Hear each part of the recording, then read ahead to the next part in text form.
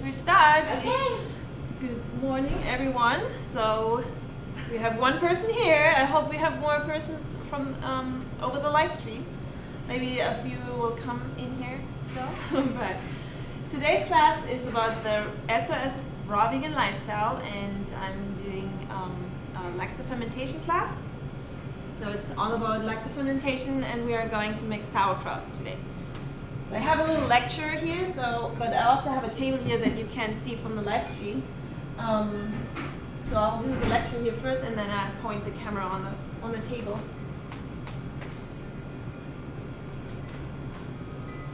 Hey, somebody else. Okay, good morning. Good morning. Good morning.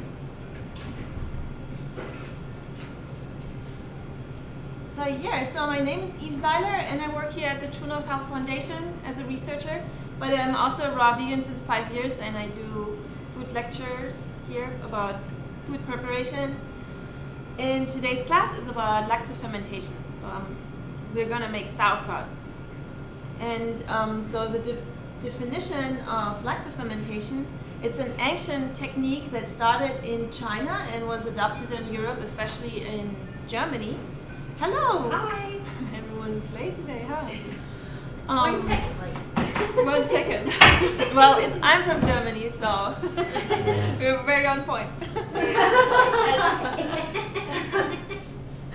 Oh no, just kidding. Okay, so it started in China and was adapted in Europe, especially in Germany. And sauerkraut, it's pronounced correctly Sauerkraut, and it just means sour cabbage. So they really loved it. I saw this. I wasn't gonna come, and I saw this, and I'm like, I'm coming to this class. Everyone is crazy about sauerkraut. Yeah, if you're into health, you're aware of your microbiome, and that the microbiome is really important for your overall health. And you can buy probiotics in the store, but you never know if they're really active. So if you make your own sauerkraut, it's alive. It's a live food. So what it does, so you're having the vegetables, and the carbohydrates in the vegetables are turning into alcohol. If you use a lot of sugar or starches in potatoes, they make alcohol out of potatoes and wheat. But also it can turn into organic acids. That's what happens usually if you have a not sweet, not starchy, more fibrous, like a cabbage. So you get more organic acids. Using the natural microorganisms on the vegetables, so yeast and bacteria, and that happens under anaerobic conditions, so no oxygen. And so mainly you have lactobacteria, and they produce lactic acid, which also acts as a preservative. And how it's traditionally made is they chop the cabbage, and then they use a lot of salt. So they massage the cabbage with lots of salt, so until the liquid really comes out of the cabbage, the natural water out of the cabbage. And then they really pack it very tightly. So it needs to be under anaerobic conditions. So they pack it, and then you have, this is called a fermentation crock pot. So you have that pot, you pack the cabbage, the chopped cabbage in here, then you have a weight, so you weigh it down. Because of all the salt, the liquid comes out of the cabbage, so there's a liquid here on top of it. And then this lid allows air to come out, but not air to come in. So you create a anaerobic environment where the bacteria thrive. They don't need any oxygen. If you have oxygen in there, it can lead to bad bacteria growing there, molds, and then that's not healthy. So you want to have it without oxygen. And but they use a lot of salt. You can use this traditional crock pot. It's like really big usually, so for huge amounts of sauerkraut. But I usually just use a mason jar, a regular mason jar, and there are also fancy lids you can buy. So you have a anaerobic, so those lids you can buy on Amazon. For example, they're called fermentation lids. Yeah, fermentation lids. I have that picture from that site, makesauerkraut.com. So, and also you can buy weights for your mason jar. And these lids just allow gas to escape, but not gas to come in. So they're different types, like these fermentation lids. And I was going to talk about a little bit more about the importance of bacteria and microorganisms in our life. So what you see is, it's called the phylogenetic tree of life, and it's considered for scientists the origin of life.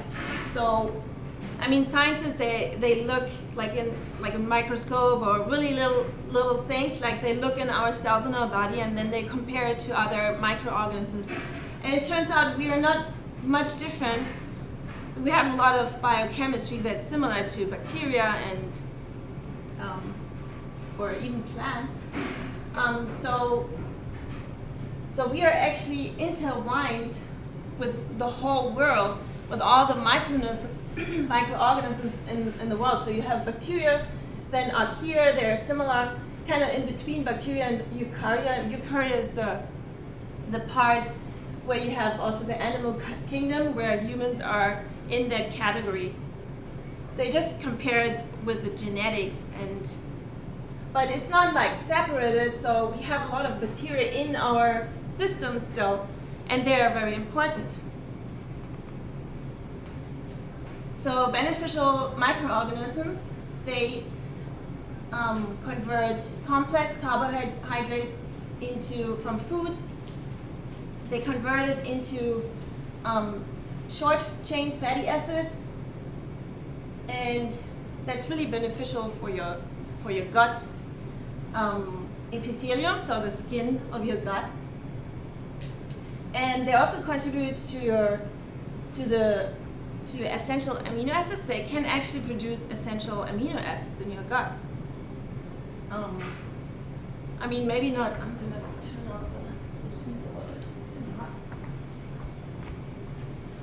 hot. Not in like huge amounts, but some bacteria just do it. And they feed on prebiotics. That means lots of fiber. So that's why it's important we eat a lot of fiber. And resistant starches, which is equal to indigestible carbohydrates. So we can digest it, but the bacteria can digest it and make all the beneficial short chain fatty acids and the amino acids, and they support a strong immune system. And since the gut and brain is connected, so they're also good for your mood and memory. And yeah, they also synthesize vitamins, like a lot of B vitamins and vitamin K as well. Vitamin K you usually get from greens, dark leafy greens, but there are different types of vitamin K. So there's K1 and K2, and K2 is also like two compounds of is divided into two compounds. So and K1 you usually get from leafy greens, from vegetables, but K2 you don't get it from vegetables. Your bacteria usually makes it in your gut. So that's why it's important to have very beneficial bacteria in your gut and make them happy with lots of fiber. If you don't have that in your gut, then you might be lacking vitamin K2. And vitamin K2, like vitamin K1, is important for blood clotting and especially bone health and also arterial decalcification. So if you have calcification in your arteries, then you want to have K2. But if you don't have a healthy microbiome in your gut, then you might just make your own sauerkraut, and we might have a little bit of K2. So they say the source of K2 is especially high in natto. Do you know natto? It's fermented beans from China. I never had it, but this is the highest source of K2. But sauerkraut also has some K2. So we want to have a lot of diversity of bacteria. This is from the NIH, the National Institute for Health, and they recognize too. So the microbiome, they have a definition of microbiome and why it is important. The microbiome is the collection of all microbes, such as bacteria, fungi, viruses, and their genes that naturally live in our bodies. So, and they contribute to human health. So it's not only bacteria, it's fungus and viruses. So we are really intertwined with all our environment. We can't just separate us from our environment. That's how we evolved, really. So if we want to have a man-made world, we're not that smart as nature. So nature knows how to do it, apparently. And then, some microbes alter environmental chemicals in ways that make them more toxic, while others act as a buffer and make environmental chemicals less toxic. So it's important to have the right microbes in your body, and then you can even buffer chemicals or detox better. And the microbiome does also include pathogenic bacteria, but they're just not in the stronger. Like, it depends what you feed. So if you have both bad and good bacteria on your body, like everywhere, even if we already breathe the air, we get like bad and good all the time. We can't avoid it because we are in this environment. So either you feed the bad one or you feed the good one. But it's your choice how you live your lifestyle. If you're having a healthy lifestyle or an unhealthy lifestyle, you can feed either the good bacteria or the bad bacteria. So we're concerned about feeding the good bacteria, so we eat lots of fiber. We know what they want. They want lots of fiber. Fiber is fruits and vegetables, and maybe a few of healthy fats. And that's already... Oh, sure. Thank you. That's already about it with the lecture. Do you have any questions about that? Otherwise, we'll... You said that the bacteria feed on prebiotics. Mm-hmm. Prebiotics is What are prebiotics? Prebiotics is it means the food for the bacteria or the microorganisms. So bacteria, the beneficial bacteria are called probiotics, Right. and then they feed on prebiotics. But that's just the food that they like, and what they especially like is fiber. Okay. Fibers, So it's a vegetables, nutrient in the fiber. fruits. No, they eat fiber, like they just basically eat the fiber.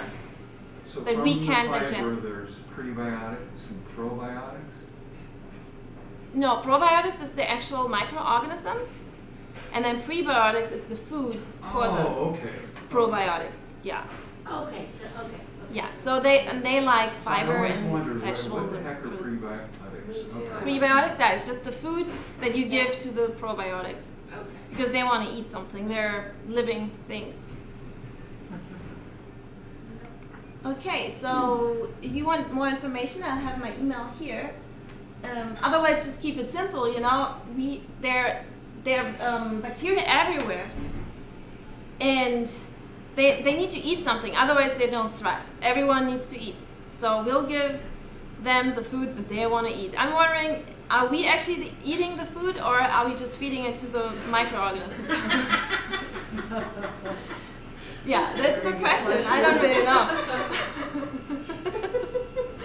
Because there's a lot of microorganisms in your gut. That's what eats it, and then Yeah, that's basically what it eats. I mean, you have some enzymes and you break it down, but then you give it to them and they eat a lot of it. So, and they make it more bioavailable for us too. So anything that they don't. That like we can make a few enzymes, but they can make like thousands of enzymes.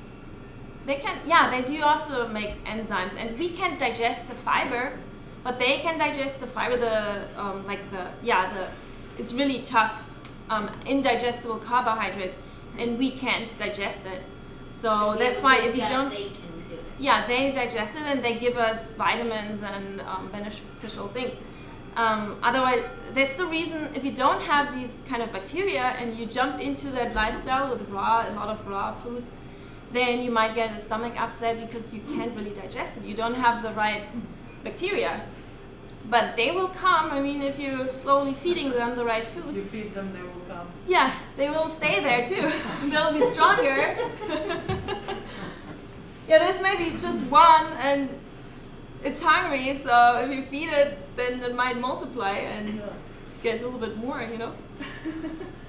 Okay, so I'm gonna change the camera onto the table.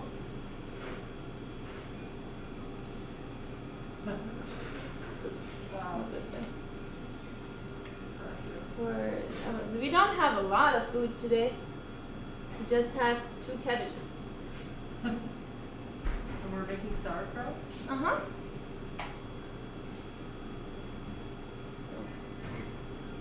Is that a German invention? It's it originated from Asia. Kimchi? Yeah, kimchi is the same thing pretty much. So the Asians started with that apparently, and then but it got implemented in Europe a lot. So sauerkraut is a German word, so they really like it. But honestly, I mean, I'm from Germany, but I never tasted like raw fermented sauerkraut in Germany. Now it's all processed. It comes in a can. I had a lot of sauerkraut, but it was all in a can and not freshly made. I loved sauerkraut growing up, but we always liked the jar better than the can. I didn't ever like Oh yeah, but the jar would seem fresher and Mhm. stuff. I never found it really. I don't know. Maybe there was a thing in Germany too, But I lived in California too, so. So here in US, I was more interested in sauerkraut, so I made my own sauerkraut, and then also you find it in the stores in And the. it's probably loaded with salt though. Yeah, that's the problem. So I tasted it recently because I was on a road trip and I was having cravings for sauerkraut, so I bought the sauerkraut, the freshly fermented in the store, and it's really, really salty. It's very salty. So I have a method to reduce the salt or don't use any salt, so I'm gonna be a little bit brave and not follow the rules too strictly today, so I have actually salt here. But we don't have to use it necessarily. But I would recommend to start with it at least, and then maybe do your salt-free version. So we have a salt-free version too. But the bacteria just need a little bit of minerals as well. So to just start and be a little bit stronger. So the salt helps it. Yeah, they just need a little bit of minerals and salt. It does help it. It also helps it to preserve a little bit somehow. But it's not much. You So use a tiny bit compared to what they use. yeah, traditionally you have the cabbage. We're just gonna start actually. So they have the cabbage and they chop it fine. So that's what we also do. You can clean it up a little bit. It's also advisable that you use organic cabbage because you want to have the natural. This comes all with microorganisms on it already, so. And you want that actually. You want different types of microorganisms. The more the better. And even if you have some pathogenic, they won't survive in that environment. If you have an anaerobic, only the lactobacteria will survive and thrive there. So you create the environment and you give them the food that they want. And then also in your body, creating the environment, it's important to not use any antibiotics, medication. This can all alter your microbiome and make them unhappy. So I usually quarter the cabbage, cut it in quarters. And then either you can use just a knife and then cut it like this. It takes a little longer, but you don't really need a lot of tools to make your sauerkraut. Or you can use a mandolin. You cut up the core as well. Yeah, I mean I don't use this, but I'm not gonna cut it right now because it holds it together. So I use this core here up to there. Okay. I do use that, yeah.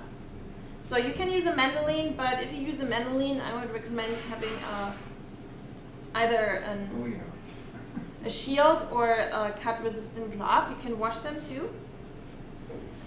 And yeah, never gonna use it manually, never again without that. And then it's just easy and fast.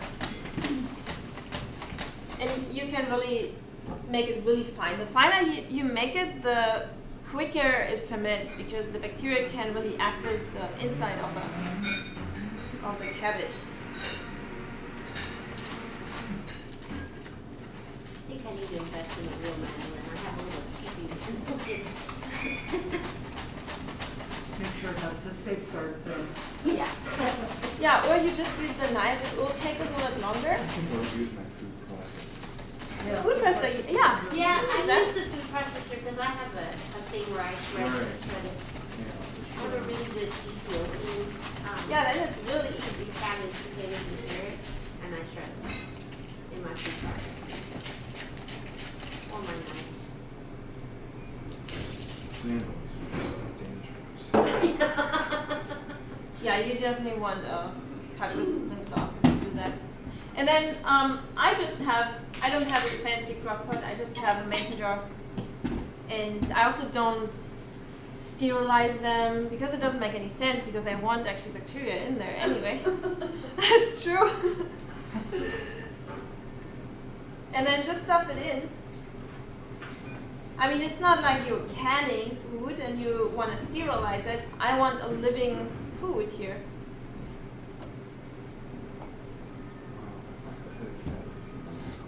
And I just create the environment. I don't really care about good and bad. Really, Because of the air being oxygen free, it will just. Yes, exactly. I do the right thing, so the bad cannot survive. You know, and it's with every situation really. If you do the right thing, there can't be anything bad. So quarter cabbage, fill the jar. Yeah. I do a little bit more. I just press it really in there. You pack it in tight. So like if you were doing, you said you could do cauliflower, you can't get cauliflower as close as that, would it still work? Yeah, I'll talk about cauliflower in a minute when I explain it. Sorry. Explain this here. You're getting ahead. I would also recommend if you are starting with lactofermentation, start with sauerkraut, especially the white sauerkraut, because it's very, very easy. Maybe that's a little bit too much.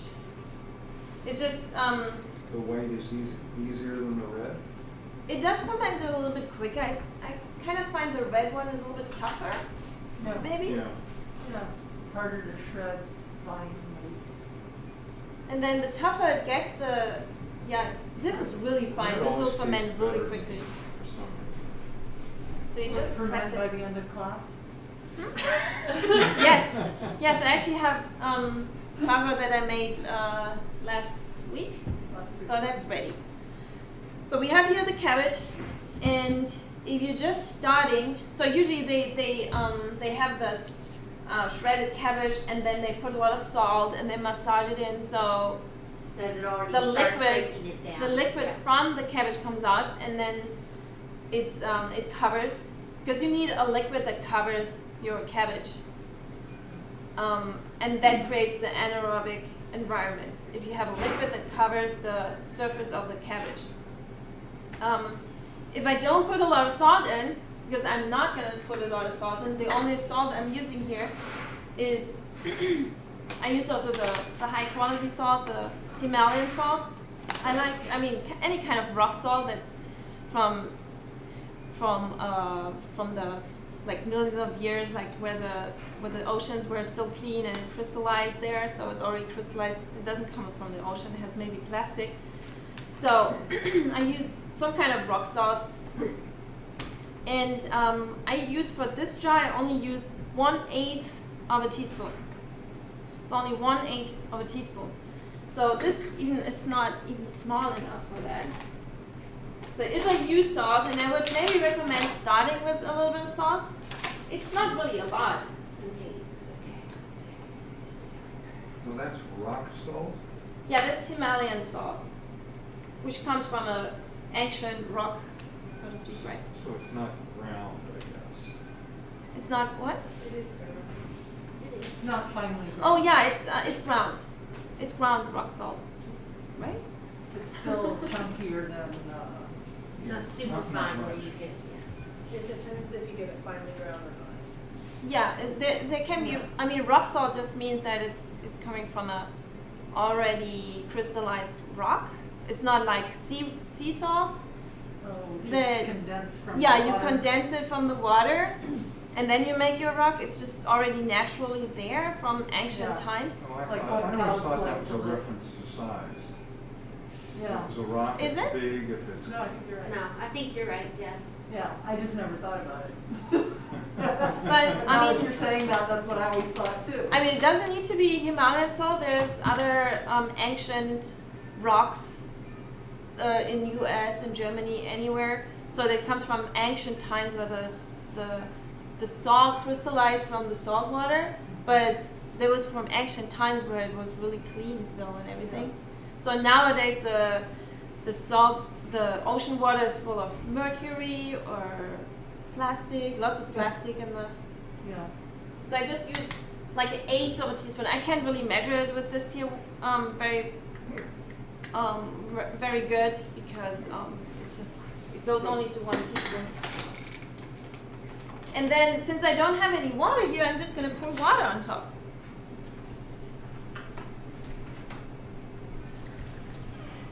I didn't massage. Hello, do you want to come in?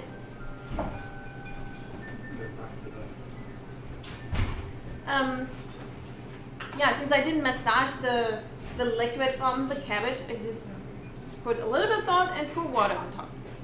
That's how I do it. So it's so much You put easier enough- actually. enough water to cover it, or just a little? Just enough to cover it, and then you just use a spoon and you press it down a little bit. That's definitely enough water. So just enough to cover it, and then either you want to use these weights that you just saw on my slide here from Amazon. There's fermentation weights, fermentation lids for mason jars on Amazon you can find, but I don't even have that really. I just press it down with a spoon and leave it there like that, and then I just cover it lightly because so what the bacteria do now, they ferment and they create gas. So you don't want to tighten it because it can explode. So I only put a lid like really lightly on top of it, and then 2 times a day, like in the morning and at night, I'll press it under the surface of the water because of the bubbles, it will rise it a little bit, so it pushes the. That's why you need a weight, because the gases pushes the sauerkraut, the kraut on top. So either you use a weight or you just press it down, and you have to do it at least twice a day, like this, and then you just cover it. And so it is enough to do that with the sauerkraut, and then it will take, like my sauerkraut takes. When do you season? Season? You can season however you like. This is just the base. Okay, just a minute. But you can season it. I like to season it after I ferment it, so I keep it really simple. And yeah, so it will take about 3. So my sauerkraut ferments in 3 days. So then it's already fermented. So first it starts bubbling, so it creates gases, but it's not sour yet. And then you press it down, and then maybe the second day or the third day, it creates less gas, and then it turns sour, and the cabbage will be also softer. So you have to really watch it and make sure it turns sour. If it doesn't turn sour, then it's not safe to eat, and I wouldn't eat it. So it's very important. It needs to turn sour, because then you know you had lactobacteria that created the acids, so the beneficial bacteria that created the acids. It can take a while, maybe 1 or 2 days, until you get the acids. But you should, at the end, it should taste sour. So that's really important. You can tell it's sour if it's bubbly. No, it will be first bubbly and not sour. Okay. But you taste it, well, while you taste it, you'll taste that it's sour. Okay, just don't take a lot if it's not sour. Yeah. Okay. Don't keep eat all eating. of it. Okay. But you won't I kill mean, yourself if no, you it won't don't. kill you if it's not sour or if it's bad, and then Okay. probably not. Probably not. Let us know. Does it matter that you just put the salt on top? I mean, you don't have to shake it? Oh, or- no, not really. I mean, I put it on the top and then I poured the water in, so it'll So it kind of goes dissolve through over it. time. The stuff at the bottom isn't unsalted or whatever? No, it will diffuse. Yeah, okay. Yeah, it will diffuse by itself. And I'll just leave it at the corner, not directly in sunlight, but also not taking care if it's really, if it's really, Day Dark. 3, it might be sour. By day 3, it might be sour. Mine is really quick. If you're just starting, it can take up to a week maybe. So But- how do you know to check? So I check every day and I press it down.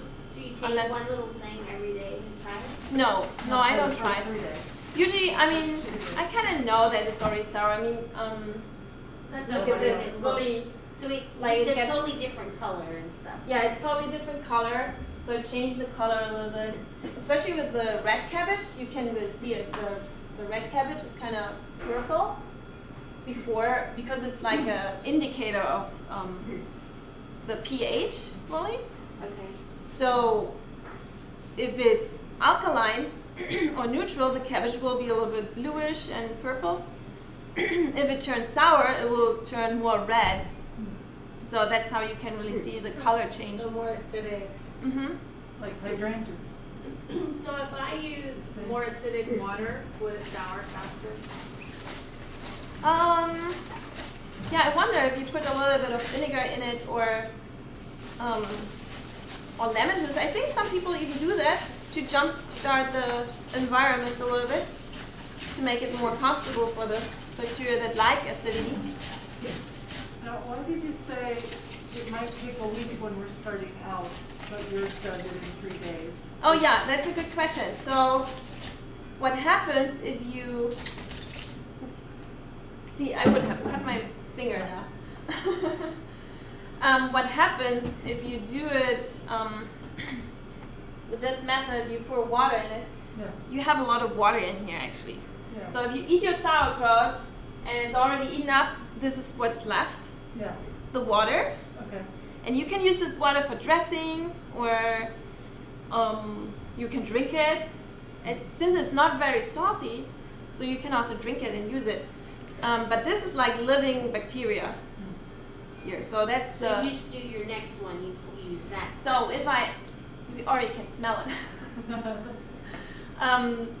So if I do a new batch to jumpstart it, I can just inoculate a little bit with the old juice. You know, even if there's a little bit of old sauerkraut in there, that doesn't really. It's not. I mean, we want to ferment this and make a living food. So you can actually jumpstart that, Okay. and then every time you make. Every time you make a new batch, so every cabbage comes with more different kinds of bacteria with different genes. So you have your new genes and bacteria, and then the old ones. And then if this is done and you carry it over to the next one, you collect all the different kinds of bacteria that you had on all the cabbages that you used. It's like a sourdough. The older it gets, The better it gets. the better it gets, because it collects all the different kinds of bacteria, so it has like so much diversity. So that's why mine ferments like really quick. It's done in 3 days. So this I just fermented in 3 days. This one. I was going to show you the salt-free option. So if you have if you made your sauerkraut already successfully with a little bit of salt, if it doesn't work with that little of salt, maybe you want to put just a little bit more salt in it, but just a little bit. For this, if you use the water method, you just don't use, you don't need a lot of salt. Like maybe 1/8 to 1/4 teaspoon, but not more you need. So, so you have your successful first sauerkraut and you have your liquid here, your starter liquid, and you want to make it more salt-free, you can do it the same method. So you cut your cabbage. Do you ever refrigerate it? Oh yes, that's also a good question. So if it's done like that, so first it sits on the counter, Yeah. and then if it's done, it's sour and soft, then you can close it. You can close it properly and then put it in the fridge. So it will stop being bubbly, so it won't create any gas anymore. And then you can close it and then I put it in the fridge and it's preserved for years.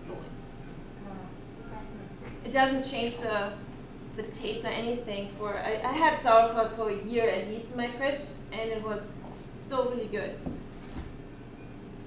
I mean, it's already digested, and what it does, I mean, in the fridge, the cold just stops the bacterial growth. It stops the bacteria from eating. They just go silent, or they just go to sleep pretty much because it's too cold for them. So, but they created all the preservatives or anything, so it pretty much doesn't change anything on the sauerkraut. If you leave it on the counter without refrigerating, they will just digest the whole thing. And then you'll get a mush at the end. And yeah, it's probably not that tasty anymore, but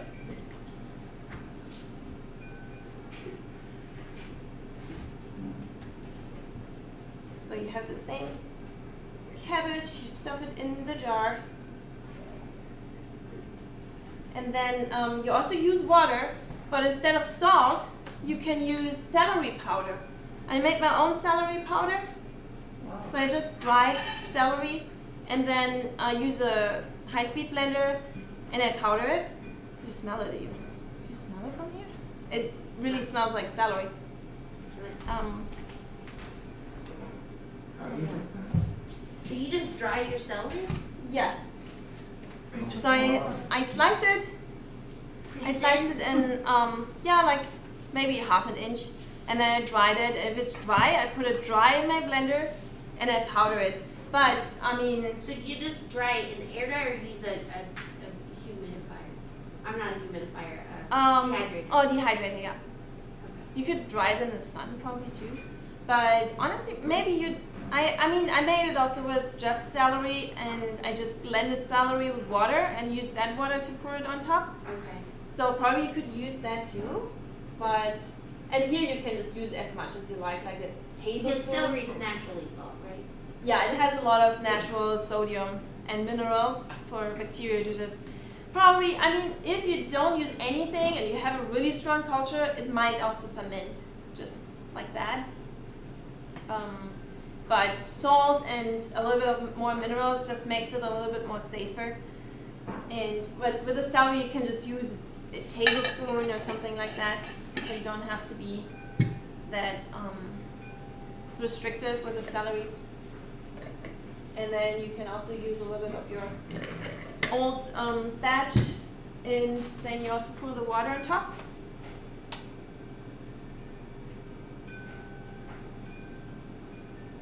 Until the surface is covered.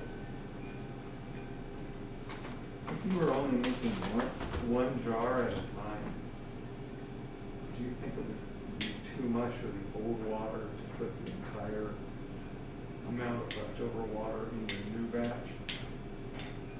I don't know if I understand that question. Okay, so you finished a jar and you've got this water, Yeah. and you make another jar and dump all of the old water into that plus the other water. Oh, you don't need all of it. But Definitely don't could need. you do that? I mean, would it be But better? you're only Um, making one. Too You're much? only making one a week. Should you throw some out or put the whole thing in? Well, I would drink the rest because that's That good would be too. too much. If you did But- all of it, it would be. Would be too much? Not sure. No, it will be faster, I guess. It won't be too much. I don't think so.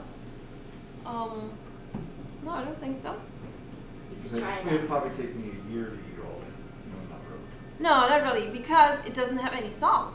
So since it doesn't have any salt, you can eat the whole thing. But he's referring to how much you would like to eat it all in one sitting. I'm gonna be interested for you to tell me what to eat it with. Sauerkraut, Oh, maybe next week I do that. Hot Let's do dogs. that next week if you're still here. You still here next week? Maybe. Maybe. Where's today? The only way Today I've is ever the had second. sauerkraut is. If not, you can always watch the live stream too. Hopefully it's Oh, yeah. oil and watch the live stream. But you know what? It's really good. I mean, we put it on top of now and then, like avocado toast. Just put a little bit of sauerkraut. Exactly, I Really? think so. Yeah. Okay. Yeah, That's on- gonna be my Sounds good. Saturday lunch is avocado toast. The only time I'll let myself have avocado while I'm losing all this weight. and I love that too with yeah, put a little bit of sauerkraut on top. sauerkraut or a little pickled onion or something like that. Really Yeah, so on your sandwich, or you can make a coleslaw with it. So you shred some carrots, mix it with your sauerkraut, and then make a creamy dressing with sunflower seeds, for example. And you can also use this for your dressing. You can blend your sunflower seeds with the liquid, Yeah. and then you just mix it all together, and you have your coleslaw. And yeah, or you do it on your sandwich, or you eat it with your, I mean, the German way is eating it with your sausage, but we don't do that. With your Just what? eat it. Sausage. The German way is eating with your sausage. That's how I want Yeah, it. that's So the we eat only it with time the- I've been eating it before. We're gonna eat it with our banana. Could have Um, put on potato. Yeah, I think potatoes. it would be good on Oh, the Good. spaghetti. that's a good idea. Yeah. And so yeah, the cauliflower. So if you want to ferment any other vegetables, since we're using water, but I would recommend starting with the sauerkraut. So you have your So that you have the base. the living bacteria here, your inoculation. So it's like sourdough bread, you know, your Mhm. starter, your Yeah. mother. Yeah, it gets better and better and Yeah. better. Yeah, exactly. Keep And then saving it and adding it to the next Uh-huh. one. And I save it right in here because I poured it in, so I can discard this. I'll have it here. I'm gonna save this for next batch. Yeah. And After drinking. if you want to use any other vegetables, you can, like the cauliflower, I would cut in little pieces and then also stuff it in your jar. Put the little salt or the celery. I've never done with celery with cauliflower, so I'm not sure. So you put your little bit of salt in it, and then your starter and the water, and you do it the same way, pretty much. Does it take longer or about the same? Depends. It really depends on your culture. It's kind of like a trial and error too. So if you do it yourself, you just have to be positive about it and just try it with a little jar and see what happens. Don't eat it if it's not sour. It's always like the rule. Don't eat it if it's not sour. It I needs to wrote that down. turn sour. But you kind of can see that it's sour. You can smell it. Kind of smells like sauerkraut, really. It's not super sour, but it's a little sour. It'll be less sour if you have too much water in it. It'll be a little bit less sour too. Okay. Maybe this one I poured a little bit too much water. So this one is the celery version, and also turns really soft. So it turns really soft and mushy almost sometimes. Sometimes it's a little bit tougher. It's not like the sauerkraut in the can. So that's the celery. That's the salt. Hi!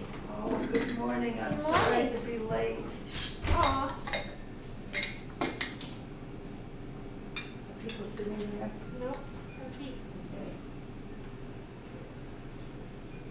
Do you want me to get some bowls and forks? Yeah, everyone who wants to try it, they can get a bowl. So this is the I can do it. Oh, the salt version, the low salt version though. And I didn't put any spices or anything in, so it's just plain, pretty much.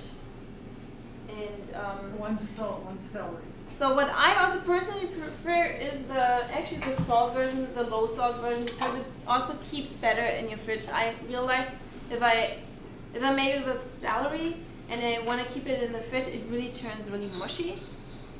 And the salt version kind of keeps the texture a little bit better. So if you want to store it for longer, then maybe you want to do the... Just do like an 8 or whatever. Yeah, it's a low salt version, so it's not really...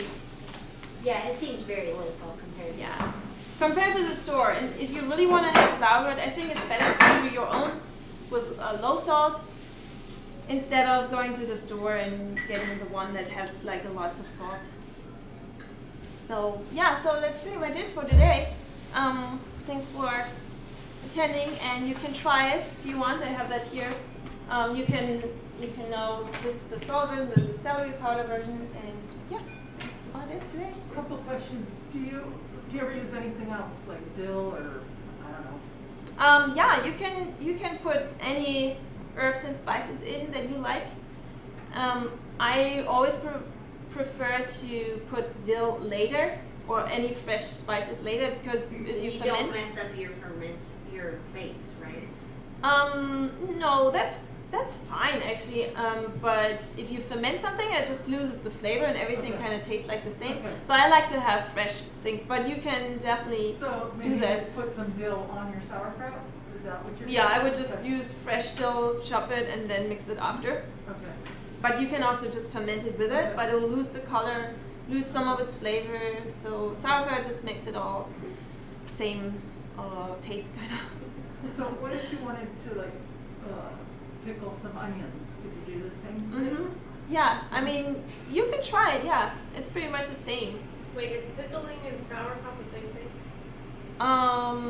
It depends. Sometimes people, it's kind of pickled, yeah, but there's different ways to pickle. I guess you can use hot water and vinegar. That's also called pickling. Yeah. A lot of pickling involves sugar. Mm-hmm. But this is just Yeah. natural lactofermentation pickling, so to speak. So you also preserve it, but you can store it in your cupboards, like at room temperature, because it's with this kind of pickling where you use hot water and vinegar. You just close it, you cook it, and then it's kind of pasteurized. So it's sterilized, so nothing grows there. That's pretty much no bacteria. But this is a living food, so you need to store it in your fridge, because otherwise it will keep fermenting and eating your cabbage. Yeah. Eating all of it, not only a little bit. Just have something left to drink. Yeah. When you say cook it, what do you mean? What she was talking about pickling. Pickling could also be heating and using vinegar and hot water. Uh-huh. That's not how she did it. That's, yeah, you do it this way. I want to start with that one and then try that one. Honestly, if I don't taste any difference really too much, because that doesn't taste saltier or anything really. This is the celery, right? Mm-hmm. Yeah, that's the celery. I have it here though.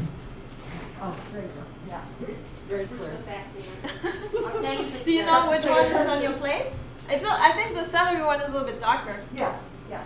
Thank you. I turned it, but you're right, it's darker. Yeah, if it's not salty enough for you, then you might as well just put a little. Don't put more salt in it. Sour. It is sour. That's a good sign.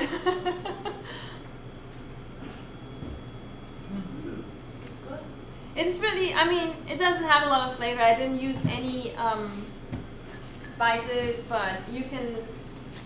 So if You can also wanted use it chili. sour- Chili should if be you wanted some- it sour, what do you do? Hmm? It is sour. What do you mean? Or if you wanted it sour? More sour? Herb. Maybe use just as much water as necessary. Like sometimes even don't pour too much and then just wait until it softens and then press it down Okay. more and more. So just, So less as little- water would make it. yeah, as Okay. little water as possible, because the water just dilutes the acids. This can also, if you use too much water, this can also just make it fail because you don't create the right acidic environment.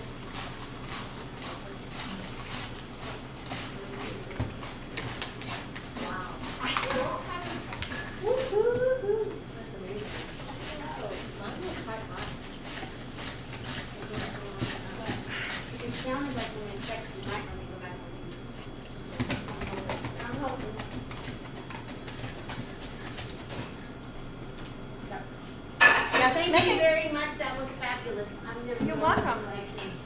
Making Oh my God. sauerkraut is a little bit tricky, and if you do it yourself, always you have to just Try. try it. Try again. Is this the one you made this week? Yeah, this is the one with salt. That's the same one. Did you make that this week before the class? Yes. Okay. This is I made with just a little bit of salt. It's Okay. per little mason jar. It's 1/8 of a teaspoon I used. And this is with Per- celery powder. Per jar. Yeah, per 1/8. jar. A teaspoon. Okay. And 1/8 of a teaspoon. I like the necklace. Thank you. That's from Carol.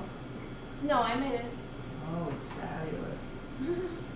And then Okay. this is just with celery powder. I just put a tablespoon of celery powder for this jar. And yeah. Oh, thank you so much. You're welcome. Maybe an eighth of a teaspoon of celery salt. Would that work? Tablespoon? An eighth of a teaspoon of celery salt. She said a No, a tablespoon. No. You can use a little bit more. No, but if I had celery salt, I think you should use a little bit it'll more. still use more than the, A little bit than more, the yeah. regular salt or the rock salt. Yeah, Okay. because it's not that like salty like salt. Like rock Right, salt yeah, is like that's really true. salt, Yeah, pure salt. Yeah, good point. Okay. I'm not sure I'll have the patience to make my own celery powder. Yeah, I mean, if you just use a little bit of salt, I don't think that's bad. It's like, I mean, I use distilled water and this tiny amount of salt. This is Yeah. like basically like using spring water almost. Yeah. So distilled water has less salt in it than It spring has water? no salt at all. No salt, okay. Yeah, it's just pure water. So water from the tap has salt in it? Mm-hmm. Makes sense. But didn't oh really think yeah, about that's a that. good point too. Don't use water from the tap if you don't cook it. If you use water from the tap, you have to cook it to get out the chlorine. Oh, okay. Because the chlorine, anything in the tap water, so that's also a good point. Like use natural spring water, that's the best, or distilled water, filtered water, anything where you don't have any chlorine or chemicals in it. Because that will kill all the bacteria. It won't work. What about drinking tap water? Will that kill your Drinking tap your water. microbiome, your good bacteria? I don't know what drinking tap water is, but mean, drinking water could Drinking also, water from the tap.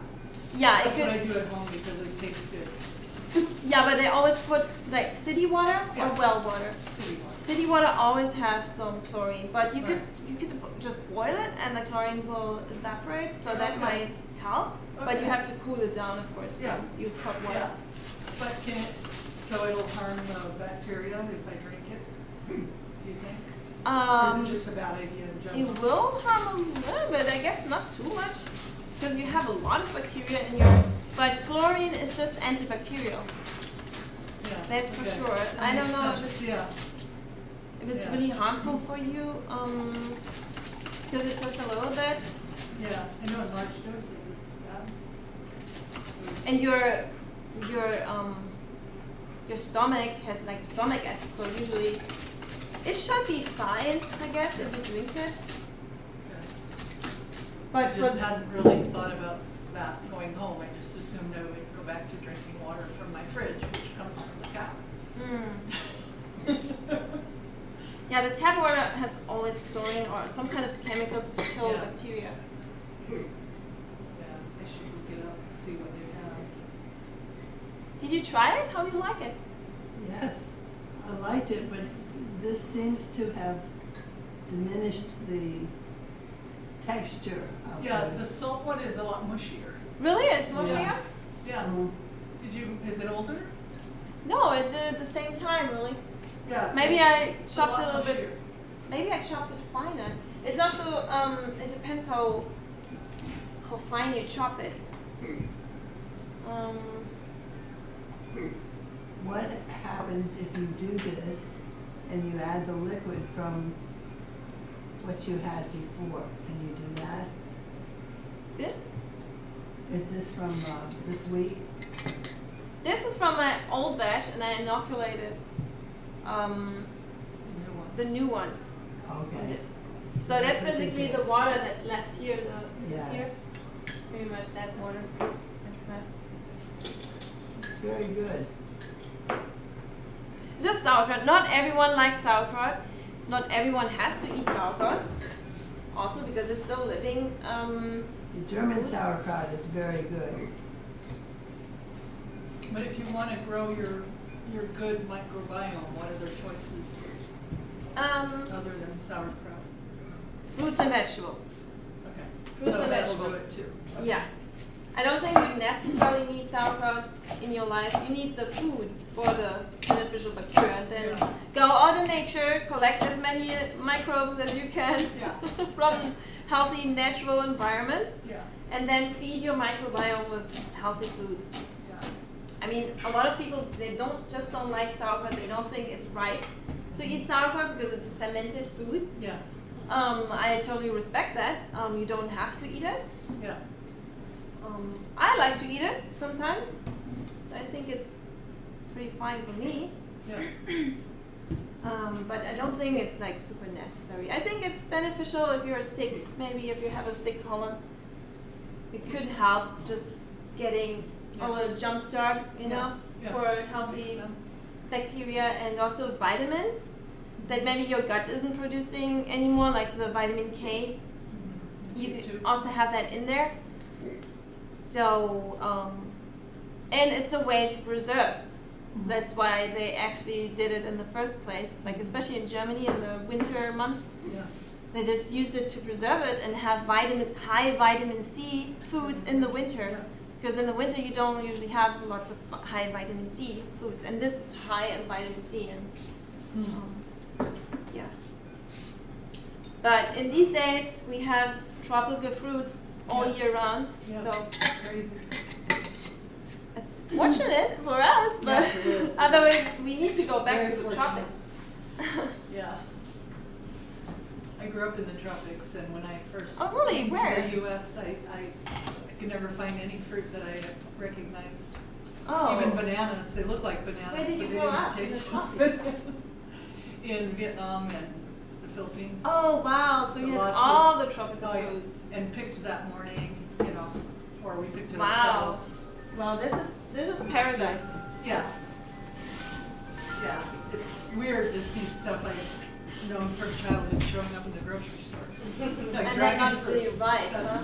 just the last few years, dragon fruit showed up. And, like, wow. So you have a jar of sauerkraut behind the celery powder. Yeah, that's what Yeah, I that's mean. that's the same celery one. That's the same I one? just put it in the bowl so you can Okay. have it easier. That's the same one.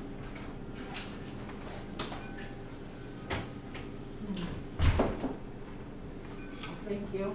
Okay, you're welcome. So any more questions? Still have a few minutes, but yeah, the same thing you can do with the red cabbage or any other vegetables.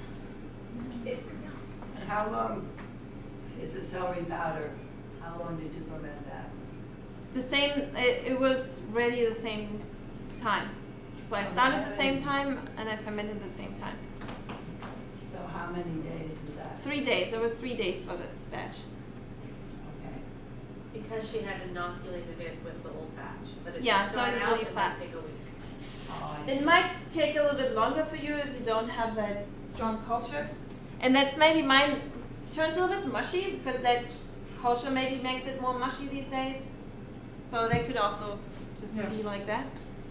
Thank you very much. You're welcome. No. I Thanks didn't- for watching, and I'll stop the live stream. Bye everyone. Hope that it worked.